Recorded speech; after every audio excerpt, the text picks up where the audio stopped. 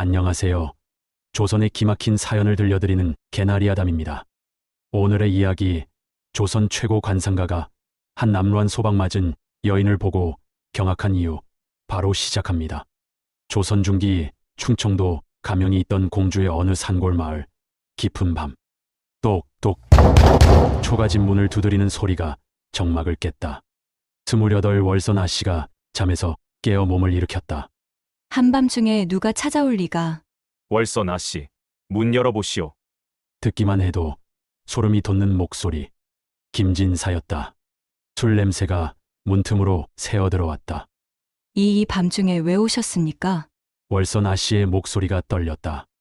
이미 몇 달째 그의 끈질긴 괴롭힘에 시달리고 있었기 때문이다. 아씨가 계속 제 말을 안 들으시니까 직접 와서 설득해야겠더군요. 김진사의 목소리에는 위험한 기운이 감돌았다. 저는 절대 그럴 수 없습니다. 현실을 보십시오, 월선 아씨. 김진사가 문을 더 세게 두드리며 소리쳤다. 친정에서도 받아주지 않는 신세 아닙니까? 소방 맞은 여편네가 혼자서 얼마나 더 버티시겠소? 월선 아씨는 온몸이 오싹해졌다. 아무리 외롭고 힘들어도 그런 식으로는 살 수 없습니다. 쿵쿵쿵. 문을 더 거칠게 두드리는 소리. 김진사의 목소리가 차갑게 변했다. 그렇게 나오시면 이 동네에서 더 이상 살기 어려워질 수도 있다는 것 아시오? 이방과 포졸들이 제 말을 잘 듣거든요. 월선 아씨는 벌벌 떨었다. 혹시 월선 아씨가 도둑질이라도 했다고 하면 누가 믿어주겠소? 그런 거짓말을. 거짓말. 누가 소방 맞은 여편네의 말을 믿겠소? 김진사의 비웃음 소리가 밤 공기를 찔렀다. 한참 후에야 발자국 소리가 멀어졌다. 월선 아씨는 구석에 웅크린 채 눈물을 쏟았다. 이러다가 정말 큰일이 나겠어. 어떻게 하지? 경기도 과천 김좌수 댁 며느리였던 그녀가 이 산골에 홀로 살게 된 지 벌써 1년. 10년간 아이를 낳지 못했다는 이유로 소방 맞아서 친정으로 돌아가려 했지만 소방 맞은 년이 들어와서 집안 망신만 더 시키겠다고. 절대 안 된다. 새로 들어온 새어머니의 완강한 반대에 결국 친정에서도 쫓겨나듯 돌아가신 어머니의 고향인 이곳에 정착한 것이었다. 천혜고아가 된 셈이었다. 친정도 없고 의지할 곳도 없고 이제 김진사까지. 뜬 눈으로 샌 다음날 새벽 월선 아씨는 빨갛게 충혈된 부은 눈으로 우물물을 길었다. 그때 마을 안악들이 지나가며 수군거렸다. 월선 아씨, 어젯밤 김진사가 또 왔다지? 그 양반이 몇 달째 괴롭히는 것 같던데. 쯧쯧. 소방 맞은 여편네 하나 가지고 왜 그러는지 모르겠어. 월선 아씨는 얼굴이 화끈거렸다. 온 동네 사람들이 다 알고 있는 것이다.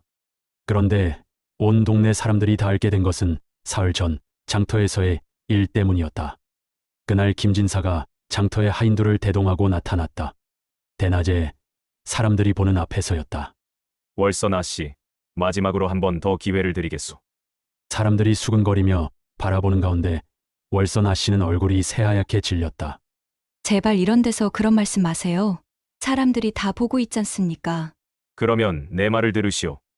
김진사가 큰 소리로 외쳤다. 장터 전체가 들을 만큼 큰 소리였다. 혼자 살면서 얼마나 더 고생하시려고 그러? 내 집으로 오시면 좋은 방에서 편히 살 수 있는데. 저는 혼자서도 잘 살 수 있습니다. 김진사가 비웃으며 말했다. 혼자서 친정에서도 쫓겨난 주제에 월선 아씨, 현실을 직시하시오. 월선 아씨의 눈에 눈물이 맺혔다. 너무나 치욕스럽고 억울했다. 주변 사람들이 수군거렸다. 저 양반이 소방 맞은 월선 아씨를 내놓고 괴롭히네. 그래도 권세가 자제인데 감히 대들 수가 없지. 불쌍한 월선 아씨. 김진사는 마지막으로 이협적인 눈빛을 보내며 말했다. 계속 거절하시면 후회하실 겁니다. 그런 일까지 당했던 월선 아씨는 길어온 우물물을 물독에 부으면서 생각했다. 오늘은 반드시 장에서 삼배를 팔아야 해. 그래야 봄 씨앗을 살 수 있어. 그리고 김진사의 위협에서 벗어날 방법을 찾아야 해. 거친 손으로 정성스럽게 짠 삼배를 보자기에 싸며 월선 아씨는 절박한 마음으로 중얼거렸다. 하늘이시여, 저에게 길을 보여주소서. 그녀는 몰랐다. 바로 그 순간 한 성부에서 가장 유명한 관상가. 김철산이 충청감사의 관상을 봐주기 위해 공주 땅으로 내려오는 길이라는 사실을. 해가 뜨자 월선 아씨는 삼배의 보따리를 이고 장터로 향했다. 평소와 같은 길이었지만 오늘은 왠지 다른 하루가 될 것 같은 예감이 들었다. 충청도 공주읍내 장터. 같은 날 오후, 김철산은 30년간 수만 명의 관상을 봐왔다. 왕족부터 거지까지 그의 예언은 단 한 번도 빗나간 적이 없었다. 오늘은 충청감사의 부름을 받고 공주까지 내려와서 감사의 관상을 봐주었다. 돌아가는 길에 출출한 그는 읍내 장터의 주막에서 점심을 해결하기로 했다. 국밥 한 그릇이면 한성부까지 갈 기운이 날 것이야. 중호, 국밥 한 그릇 주시오. 뜨거운 국밥을 기다리며 장터를 둘러보던 김철산의 눈이 번쩍 뜨였다. 길모퉁이에서 남루한 옷을 걸친 젊은 여인 하나가 터벅터벅 걸어오고 있었다. 머리는 부스스하고 옷은 해져 있었지만 저 얼굴. 여인의 이마는 높고 넓었으며 눈매는 봉황의 그것과 같았다. 비록 지금은 고생에 지쳐 있지만 그 속에서 범상치 않은 귀인의 기운이 뿜어져 나오고 있었다. 이럴 수가. 귀인의 관상이다. 김철산은 너무 놀란 나머지 수저를 떨어뜨리고 말았다. 내가 30년 관상을 봐왔지만 이런 기이한 인연이 있다니. 부부인, 잠깐만요. 김철산이 국밥 그릇을 내려놓고 헐레벌떡 달려가 월선 아씨 앞을 막아섰다. 월선 아씨는 깜짝 놀라 뒷걸음질 쳤다. 저는 돈 없는 여자예요. 빌려드릴 것도. 아닙니다. 제가 드릴 것이 있어요. 김철산이 주머니에서 은전 5잎을 꺼냈다. 월선 아씨의 눈이 동그래졌다. 그녀가 한 달 동안 3배를 짜도 벌 수 없는 큰돈이었다. 왜 저에게 이런 큰 돈을? 아씨의 관상을 봐드리고 싶소. 내 이름은 김철산, 한성부에서 관상을 보는 사람입니다. 오늘 충청감사님의 관상을 봐드리고 돌아가는 길입니다. 김철산이 월선 아씨의 얼굴을 자세히 들여다보는 순간 그는 전율했다. 이마 귀인의 상, 눈 부기를 부를 상, 코 현숙함이 넘치는 상, 입 사람을 감화시킬 상. 정말 놀라운 관상입니다. 무엇이 그리 놀라우시다는 거죠? 김철산의 목소리가 떨렸다. 아씨께서는 귀인이 될 상을 가지셨소. 귀하게 될 운명이요. 월선 아씨가 못 믿겠다는 듯이 피고섰다. 관상가 어르신, 농담이 심하시네요. 저는 소방 맞은 데다가 친정에서도 쫓겨난 신세인데 무슨 귀인이요? 소박을 맞고 친정에서도 쫓겨났다고요. 김철산이 더욱 놀랐다. 관상으로 보건대 아씨의 상은 현숙하고 정절이 굳은 부인상이요. 월선 아씨가 고개를 떨구며 말했다. 과천 김자수 댁 며느리였습니다만 10년간 아이를 낳지 못해 소방 맞았습니다. 남편이 어린 기생첩을 안방에 들이고 저를 내쫓았지요. 친정으로 돌아가려 했지만 새어머니가 들어오는 것을 반대해서 결국 이곳에 혼자 살게 되었습니다. 김철산의 눈이 번뜩였다. 10년간 아이가 없었다고요. 하지만 아씨의 관상을 보니 그는 월선 아씨의 인중과 광대뼈를 자세히 살펴봤다. 이상합니다. 아씨는 분명 다산의 상을 가지셨는데, 혹시 그 집안에 음덕이 부족했거나 부부의 궁합이 맞지 않았던 것 같습니다. 그런 남편과 시집, 그리고 새어머니까지 눈이 멀었군요. 아씨, 제 말을 믿으시오. 3년 안에 아씨께는 3가지 큰 복이 찾아올 것입니다.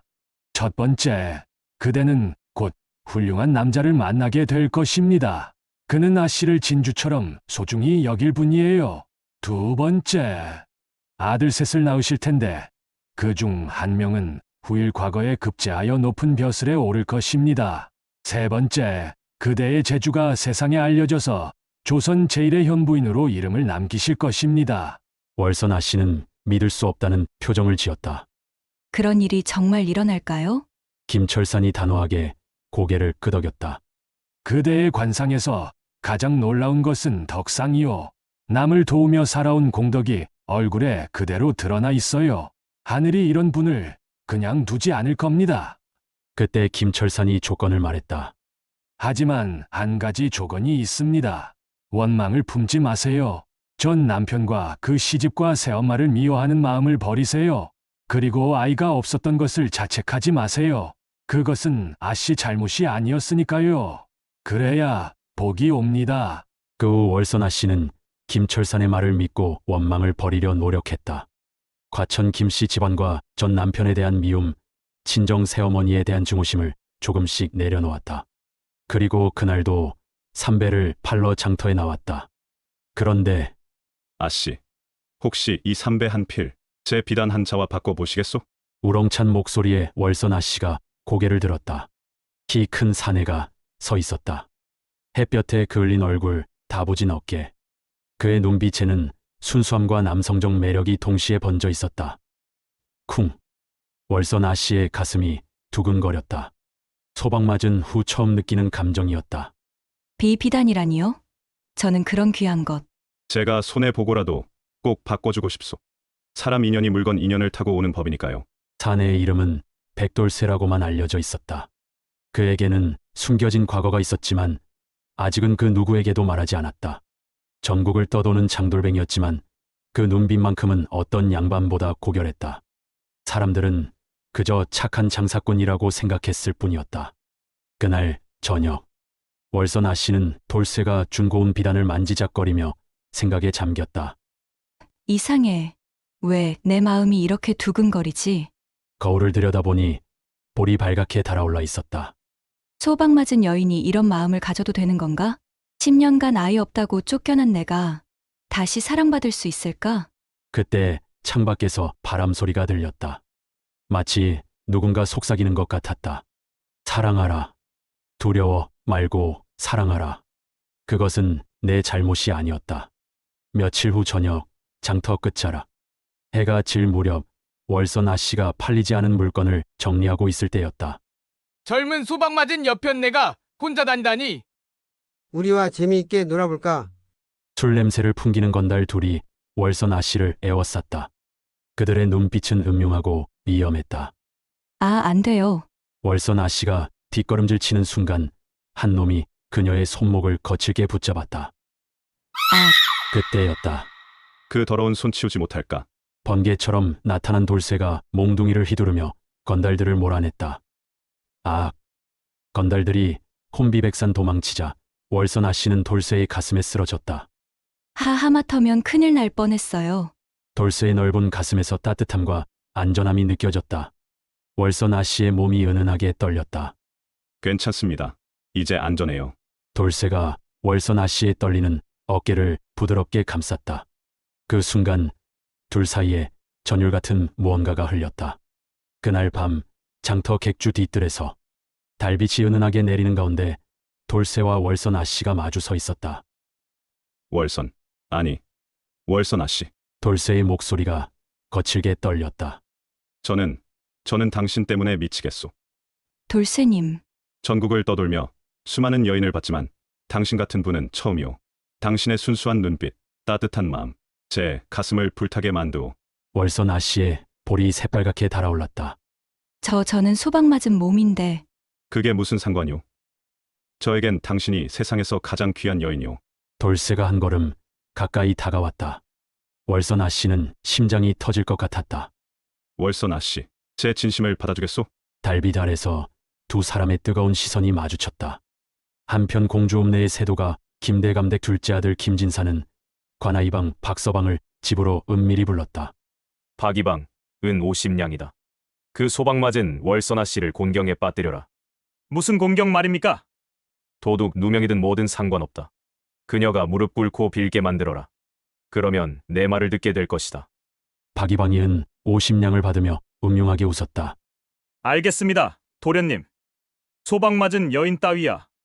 한낮이 기울 때쯤 이방이 관아 포졸들을 대동하고 장터에 나타났다. 오늘 장에서 운전 꾸러미가 사라졌다. 의심되는 보따리를 보겠다. 사람들이 저만치 물러섰다. 이방이 소금장수의 보자기를 풀어보더니 이번엔 월선에게 다가왔다. 소박맞은 안악, 내 보따리도 보자. 돌쇠가 앞으로 나섰다.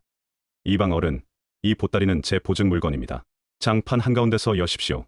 그래, 더 좋지. 보자기가 풀렸다. 삼배 자투리, 콩, 소금. 그리고 노란 종이에 감긴 은전 꾸러미가 또르르 굴러나왔다. 사람들 숨소리가 동시에 멎었다. 이방이 입꼬리를 올렸다. 잡았다. 월선의 손끝이 얼음처럼 차가워졌다.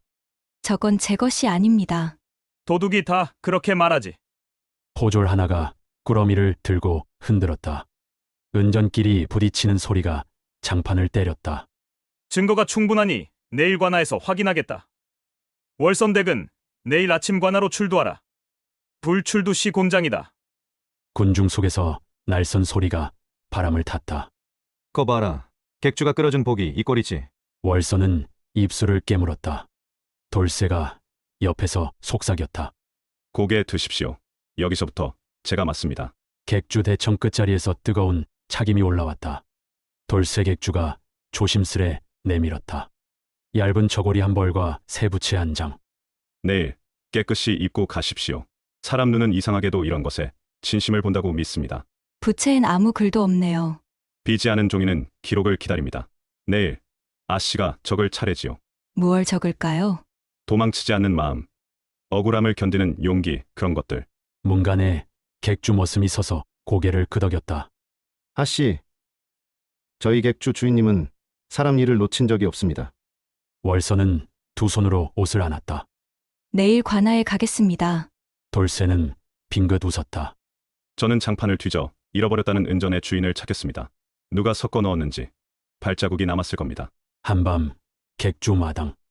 바람이 지나가고 개 짖는 소리가 멀리서 들렸다.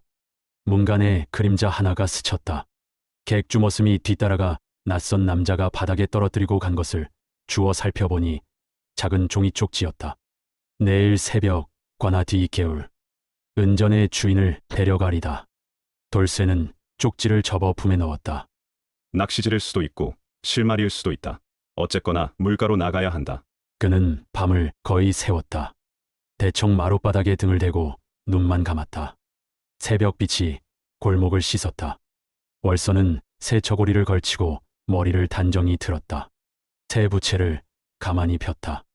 빈 종이 이로 손가락이 한 번 떨렸다. 도망치지 않겠다. 그녀는 문을 열었다. 같은 시간 돌쇠는 관아 뒤 개울로 향했다.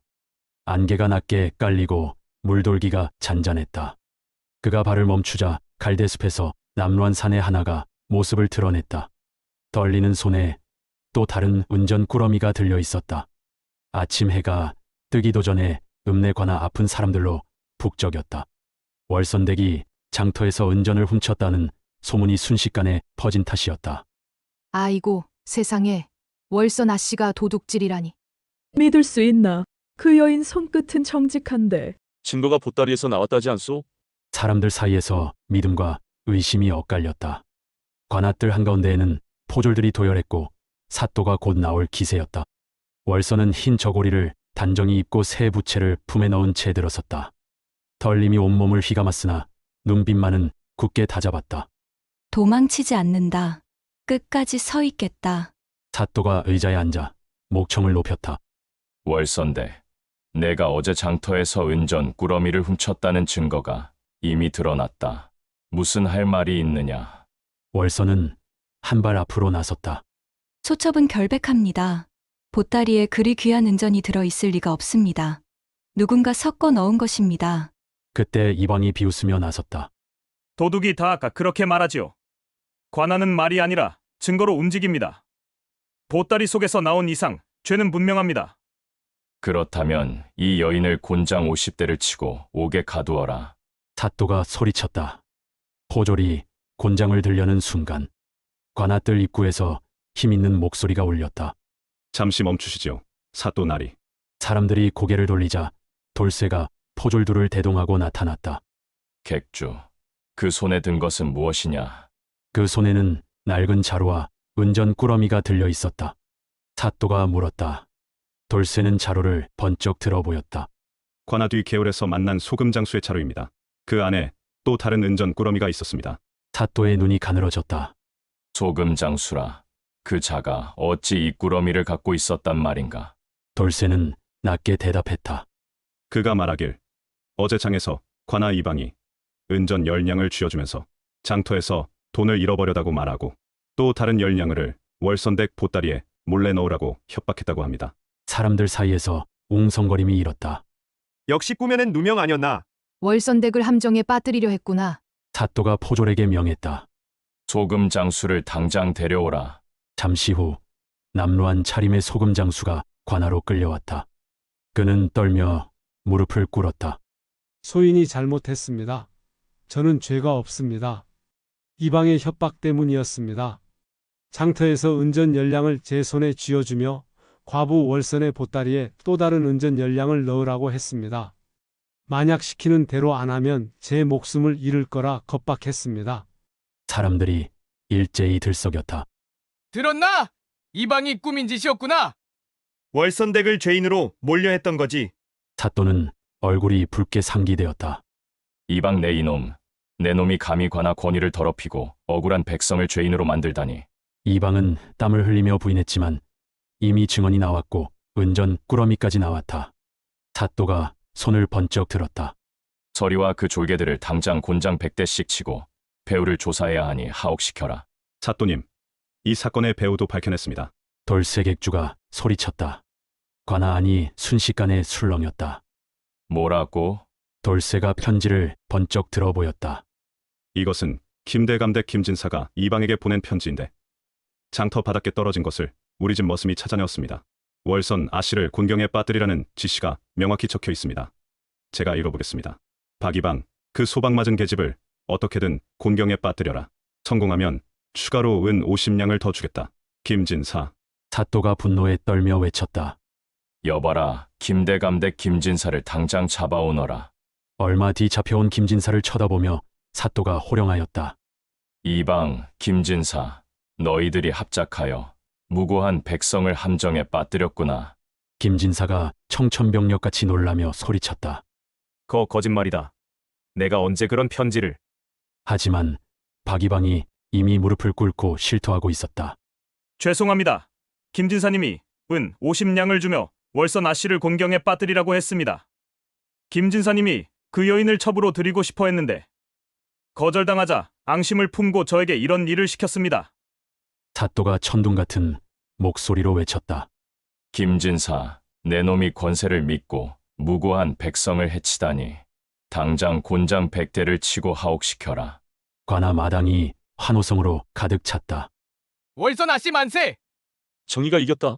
권세가들이 횡포를 무찔렀다. 월선 아씨는 돌쇠의 품에 쓰러지며 눈물을 쏟았다. 고마워요. 당신이 아니었다면. 이제 됐어요. 당신을 지키는 것이 제 사명이니까요. 그날 밤 객주 안채에서는 촛불이 은은하게 타오르는 가운데 돌쇠가 무릎을 꿇고 청혼했다. 월선 아씨, 저와 평생을 함께 해주겠소? 월선 아씨의 눈에서 행복의 눈물이 흘렀다. 네. 당신과 함께라면 어떤 어려움도 이겨낼 수 있을 것 같아요. 두 사람이 뜨겁게 포옹하는 순간 하늘에서 별들이 축복하듯 반짝였다. 그리고 3년 후 놀라운 일이 벌어졌다. 중종이 김효사와 때 죽은 신하들의 신원을 회복시켰던 것이다. 돌쇠의 진짜 이름은 백인천이었다. 아버지는 이조전랑 백규호였는데 김효사와에 휘말려 옥사한 후 어린 그가 도망쳐 보부상단에 들어가 장사를 익히고 상인이 된 것이었다. 돌쇠의 아버지 백규호도 그 신원 회복 명단에 포함되어 있었다. 관아에서 급하게 객주로 달려온 서기가 소리쳤다. 객주, 당신 아버지 백규호 어른이 신원회복되셨소. 이제 당신도 양반 신분을 되찾았소.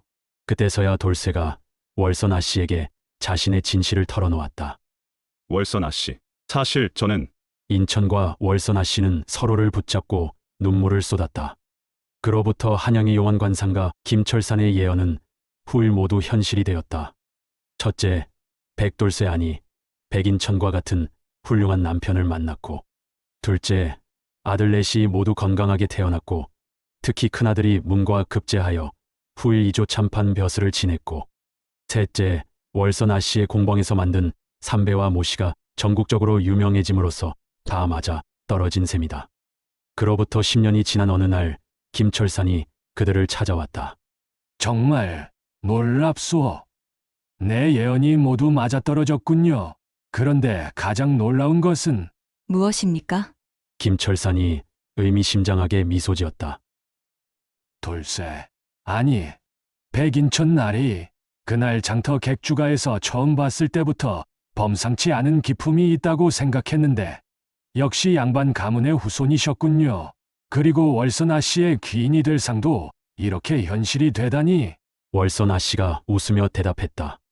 관상가님, 이 모든 것이 운명이었나요? 김철산이 고개를 저었다. 아니요.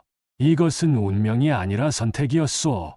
인천 나리가 신분을 숨기고도 선량하게 살았고 월선 아씨가 원망을 버리고 사랑을 선택했기에 일어난 기적이지요.